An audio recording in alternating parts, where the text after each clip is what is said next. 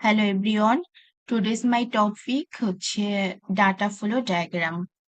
So এটা হলো system design and অ্যানালাইসিসের একটি chapter. So first of all we know about what is data flow diagram. So data flow diagram means diagrammatic form or graphical tool.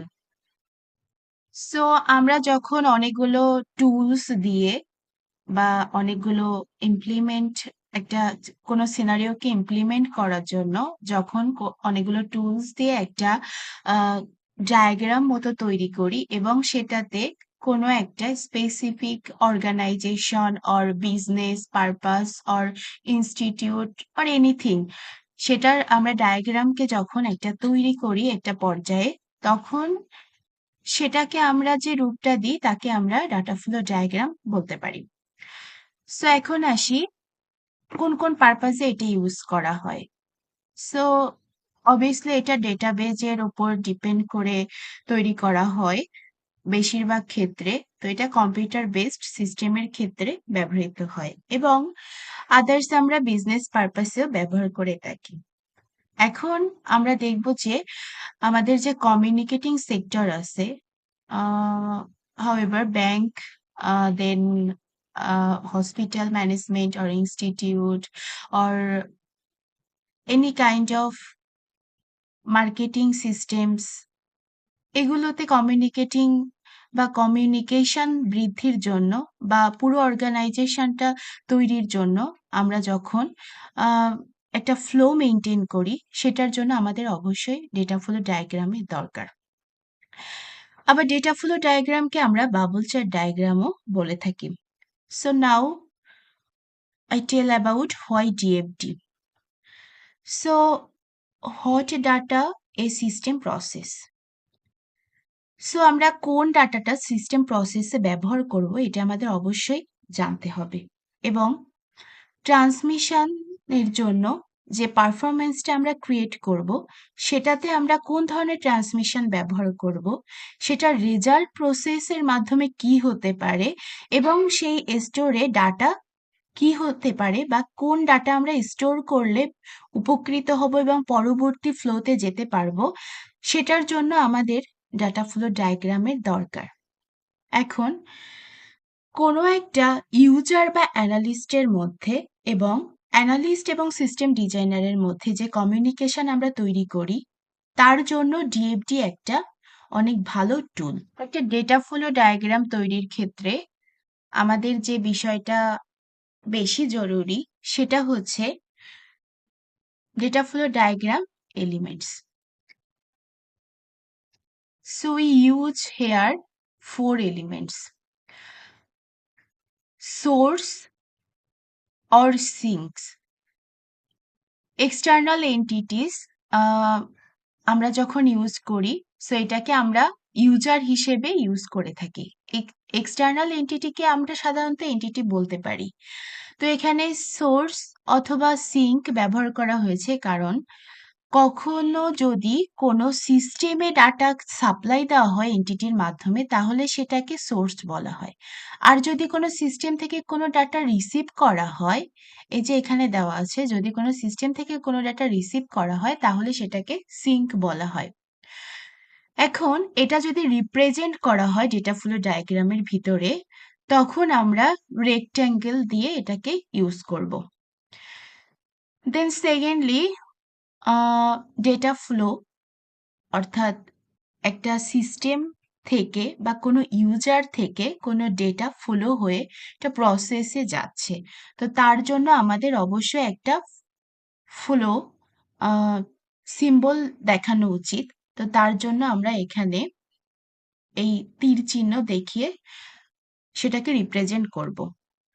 এরপরে আসছে process. তো process দেখার জন্য আমরা আর কি কোনো কোনো ইউজারের থেকে কোনো কিছু প্রসেস হচ্ছে, তারপর সেটা পরবর্তীতে আবার এন্টিটি হিসেবে অন্যখানে যাবে।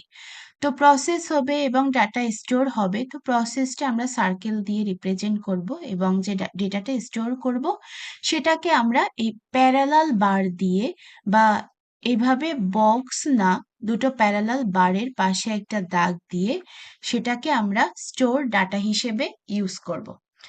তো প্যারালাল বার থেকে যদি কোনো চিহ্ন তীরের মাথা এদিকে বের হয় বা তীরের মাথা এদিকে বের হয় এবং প্রসেসটা যদি এখানে বা এখানে থাকে, তার মানে প্রসেসটার ভিতরে ঢুকছে। তো এটাকে আমরা বলতে পারি কোনো ডাটাকে আমরা লিখছি বা আপলোড করছি। আবার যদি আমরা কোনো ডাটা থেকে তীরটা যদি আমরা সেটার দিকে দিই, তাহলে সেটা হচ্ছে রিডিং, মানে ডেটাটা ঢুকছে এবং ডেটাটা বের হয়ে আসছে। বের হয়ে আসছে মিন্স এখানে যখন আমরা প্রসেসে যখন ডেটাটা রিড করার জন্য আমাদের প্রয়োজন হবে, তখন সেই অনুযায়ী প্রয়োজন অনুযায়ী আমরা এই চিহ্নটা অর্থাৎ ডেটা ফ্লো চিহ্নটা ব্যবহার করব। Next most of the important topic is rule of data flow. So আমাদের অবশ্যই জানা উচিত যে আমরা ফ্লোটা কোথায় ইউজ করব এবং ফ্লোটা কোথায় ইউজ করব না। So data can flow from external entity to process. নিচে গ্রাফিক্যাল রিপ্রেজেন্টেশন দেখানো হয়েছে। তো এখানে first of all we see external entity to process, অর্থাৎ এক্সটার্নাল এন্টিটি থেকে প্রসেসের দিকে ডাটাটা যাচ্ছে। আবার প্রসেস টু এক্সটার্নাল এন্টিটি, আবার প্রসেস থেকে এক্সটার্নাল এন্টিটির থেকে এক্সটার্নাল এন্টিটির দিকে ডাটাটা আসছে। সো এটা একটা right process. Next process to store and back, অর্থাৎ প্রসেস থেকে ডেটা স্টোরের দিকে যেতে পারে আবার ব্যাক করতে পারে। সো এটা একটা আমাদের right path. Next process to process, অর্থাৎ প্রসেস থেকে প্রসেসের দিকে আমরা ডাটা ফ্লোটা দেখাতে পারি, তাহলে এটাও আমাদের সম্ভব। কিন্তু আমাদের কোন জিনিসগুলো সম্ভব না সেটা যদি আমরা দেখি, তাহলে প্রথমে আসে external entity to external entity, অর্থাৎ কোনো এন্টিটি থেকে কোনো এন্টিটিতে যাওয়া পসিবল না।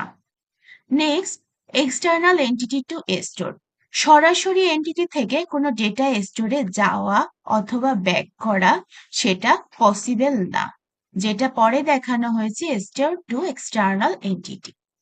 অথবা স্টোর টু স্টোর, আমরা দুটো ডেটাকে স্টোর করলাম প্রসেস থেকে, কিন্তু এই দুটো ডেটার ভিতরে কোনো ফ্লো অর্থাৎ লিঙ্ক আপ বা কোনো কমিউনিকেশন হতে পারে না। যদি হয়ে থাকে সেটা অবশ্যই প্রসেস থেকে হবে, দুটো ডেটা স্টোরের মধ্যে কোনো ফ্লো হবে না। তো নেক্সট কলেজ ম্যানেজমেন্টটাও সেম ভাবে। তো কলেজ ম্যানেজমেন্ট এবং স্টুডেন্টস এবং ফ্যাকাল্টি নিয়ে কাজ হচ্ছে। তো স্টুডেন্ট কি করছে, তার স্টুডেন্ট রেজিস্ট্রেশনের জন্য কলেজ ম্যানেজমেন্টের কাছে তার রিকোয়েস্ট পাঠিয়েছে এবং কোর্স এনরোলের জন্য। এরপরে কোর্স ডিটেইলস ফ্যাকাল্টির কাছে পাঠানো হয়েছে। এবার এখান থেকে কলেজ ম্যানেজমেন্ট থেকে তাকে কোর্স ডিটেইলস এবং একাডেমিক রেকর্ড যখন ফ্যাকাল্টি এখানে তার গ্রেড সবকিছু নিয়ে একাডেমিক রেকর্ড নিয়ে কাজ করেছে, তখন এই রিপোর্ট অ্যানালাইসিস এখানে এসে জমা হয়েছে এবং সেটা একাডেমিক রিপোর্ট স্টুডেন্টের কাছে গিয়েছে। তো এখানে এটা আসলে একটা উদাহরণস্বরূপ দেখানো হয়েছে, কিন্তু যখন কোনো প্রবলেমের সিনারিও দেওয়া থাকবে তখন আমরা যেভাবে সলভ করব সেটা আমরা পরবর্তীতে আসছি। তো এখানে অন লেভেল, এখানেও যে 0 লেভেলের কাজটা দেখানো হয়েছে সেটাকে আরো ব্রড ভাবে দেখানো হয়েছে। তো যদি এটা করে দেখে নেওয়া হয় তাহলে দেখা যাবে যে প্রতিটা জিনিস এখানে প্রসেস 3টা আছে এবং প্রসেস থেকে স্টুডেন্ট এবং ম্যানেজ, আরো একটা এপাশে ম্যানেজ অ্যাটেন্ডেন্স আছে। এভাবে একটার সাথে একটা ওতপ্রোতভাবে জড়িত হয়ে কিভাবে দেখানো হয়েছে সেটা দেখে নিলে সব থেকে ভালো হয়। লেভেল 2 এর ক্ষেত্রেও সেই একই, কোনো একটা প্রসেসকে আরো ডিপলি গিয়ে সেটাকে আরো ব্রড ভাবে এখানে দেখানো হয়েছে। তো এই জিনিসটাকে আমি আর না বাড়িয়ে এটা পজ করে দেখে নিয়ে পরে আমরা কিছু এক্সাম্পল অর্থাৎ প্র্যাকটিসে চলে যাই। সো এখানে কোশ্চেন এবং সলিউশন দেওয়া আছে। আমরা যদি এক্সাম্পলটাকে দেখি তাহলে আছে a list of employees with their basic pay to send to a clerk. He calculates the gross pay using a standard allowance which are known for each pay slab. অর্থাৎ এখানে আমরা বুঝতে পারছি যে একজন ক্লার্ককে ক্যালকুলেট করার জন্য কিছু ইনফরমেশন দেওয়া হয়েছে বেসিক পে। তো প্রথমে আমরা এখানে ক্লার্ক অন নিয়ে নিলাম এবং আমরা ক্যালকুলেট করতে চাচ্ছি, অর্থাৎ এই ক্লার্ক অন ক্যালকুলেট করতে চাচ্ছে কি ক্যালকুলেট গ্রোস পে, এবং তার এই ক্যালকুলেট করার জন্য কিছু ইনফরমেশনের অবশ্যই দরকার আছে। তো সেজন্য তাকে অ্যালাউন্স ইনফরমেশন এবং অবশ্যই দরকার সেখানে এমপ্লয়ি যারা আছে তাদের ইনফরমেশন, অর্থাৎ হতে পারে সেটা employee ID, employee name etcetera. So এখানে সেটা ক্যালকুলেট হলো তার, অর্থাৎ এমপ্লয়িদের গ্রস পে। এরপরে ক্যালকুলেট করার পরে অবশ্যই ক্যালকুলেশনের কিছু স্লিপ বের হবে যেটাকে এখানে স্টোর করে রাখা হয়েছে। এরপর এখানে বলা হয়েছে যে statement such as loan payment, subscription to association etcetera আর also send to another clerk. So another ক্লার্ককে সেগুলো সেন্ড করা হয়েছে। তো এখন অ্যানাদার ক্লার্ক সেগুলোকে নিবে সেখান থেকে এবং who match this slips with the slips of gross pay. সে গ্রস পে এর যে স্লিপগুলো আছে সেটা, অর্থাৎ এই যে গ্রস পে যে স্লিপগুলো আছে সেটা এবং ক্যালকুলেট নিট পে, এবং সে সেটার ক্যালকুলেট নিট পে করবে। সো ডকুমেন্ট স্টেটমেন্ট সেটা ক্যালকুলেট করলো, ম্যাচ করলো, যেটা পেলো সেটা ডকুমেন্টেড করে স্টোর করলো এবং এইসব কিছু করার পরে তার একটা ফাইনাল স্লিপ আসলো যেটা সে আবার স্টোর করলো। এরপরে বলা হয়েছে clerk to write other pay cheques for each employee and send to respective employees. So এই ফাইনাল যে পে সে এইটা পেমেন্ট হিসেবে, অর্থাৎ রাইট পেমেন্ট স্লিপ হিসেবে সে এখানে প্রসেসে দিল এবং প্রসেস করার পরে কম্পিউটার যে টোটাল বিল দিল সেই টোটাল বিলটা কম্পিউট করে সে আবার স্টোর করলো। আবার এই ডেটাটা নিয়ে সেখান থেকে সেন্ড কাকে দিবে, এমপ্লয়িকে। সো এমপ্লয়িকে সে দিল, কিন্তু এমপ্লয়িটা পাবে কি করে? অবশ্যই এমপ্লয়িকে সেটা সার্চ করতে হবে। তো এই প্রসেসটাকে সার্চ করতে এমপ্লয়ি এই সার্চ অপশনে সার্চ করলো এবং এই সার্চে কিছু ডেটা আছে, সেটা হলো কি এমপ্লয়ি ইনফো, অর্থাৎ এমপ্লয়ি তার নাম অথবা তার আইডি যা কিছু আছে সেটাতে সার্চ দিবে, সার্চ দিলে সে তার রিকোয়েস্টে এখানে যাবে। তো সেখান থেকে সে তার এই স্টোরেজ পেজ চেকটা পেয়ে যাবে। তো এইভাবে এটাকে আমরা অন লেভেল ডিএফডি হিসেবে প্রকাশ করেছি। এরপরে আরেকটা এক্সাম্পল আছে। 3 নম্বর এক্সাম্পলটিতে লেখা আছে a list of teachers with their class schedule is send to the concern teacher.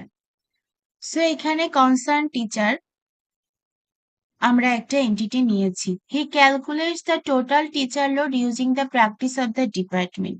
তো ক্যালকুলেট টিচার লোড, এই ক্যালকুলেট করার জন্য তার কিছু ডেটার দরকার, সেগুলো কি টিচার্স লিস্ট, টিচার আইডি এবং টিচার ইনফো।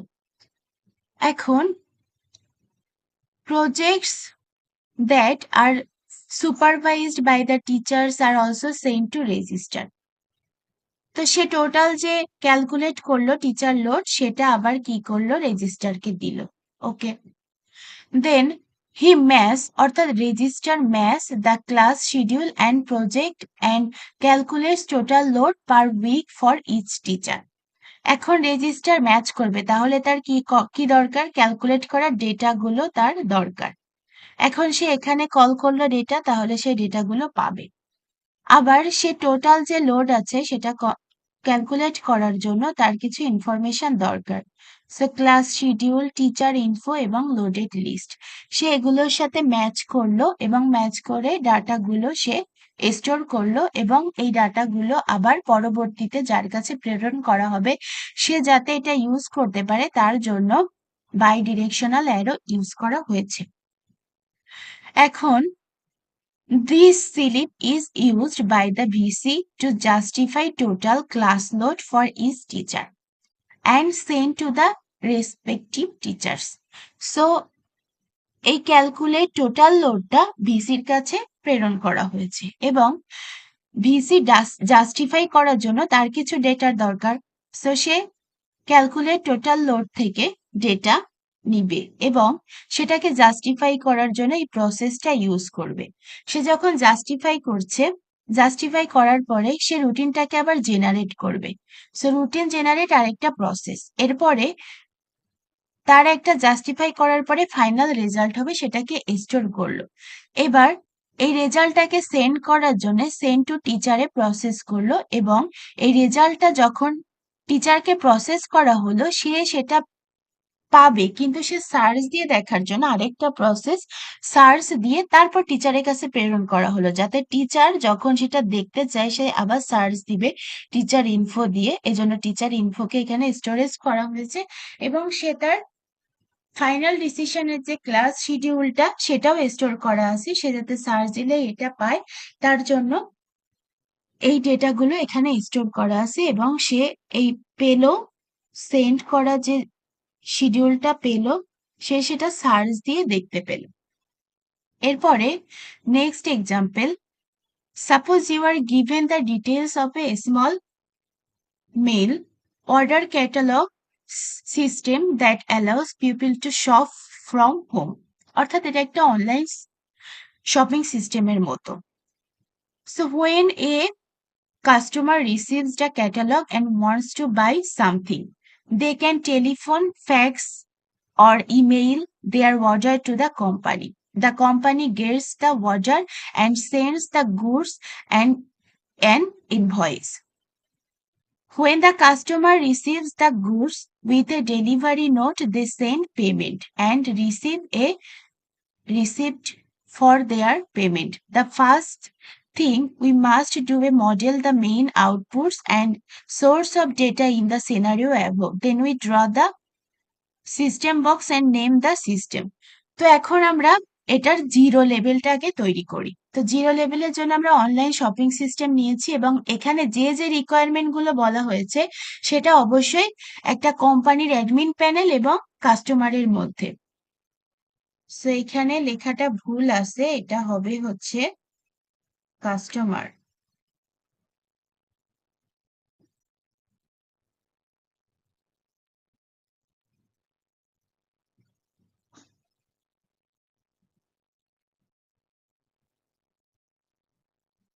এখন কাস্টমার যে কাজগুলো চেয়েছে, যেমন সে তার মেইলটা সেন্ড করলো এবং সেই মেইলটা প্রসেস হলো, প্রসেসে অ্যাডমিনের কাছে গেল, সে রিসিভ করলো।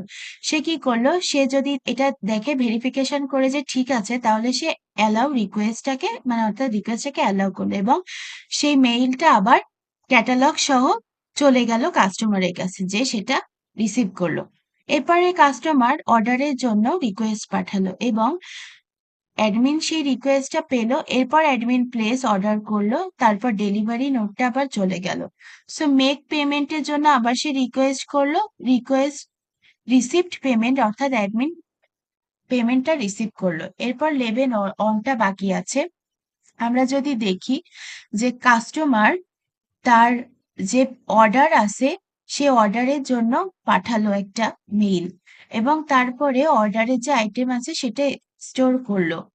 এরপরে অর্ডার থেকে জেনারেট ইনভয়েস হলো এবং সেটা গেল কোথায়, কোম্পানির কাছে। আরেকটা প্রসেস দেখানো হয়েছে মেক পেমেন্ট, যেটা জেনারেট করলো কি রিসিপ্ট।